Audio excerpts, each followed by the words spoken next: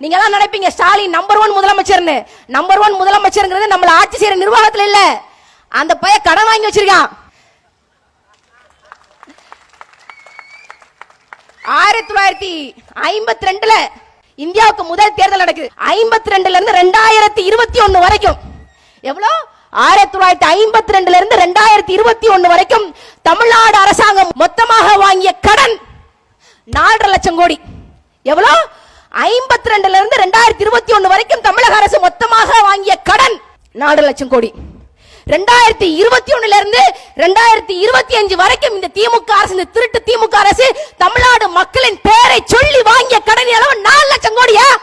4 வருஷத்துல 4 லட்சம் கோடி வாங்கியிருக்கான். எதுக்கு? ரோடு போடவா? கரண்ட் கொடுக்கவா? தண்ணி கனெக்ஷன் கொடுக்கவா? எதுக்கு எதுக்கு வாங்கியிருக்கான்? அடுத்த முறை திருப்பூர் எம்பி சுப்ராயன் வரும்போது கழுத்துல துண்டை போட்டு இந்த கேள்வி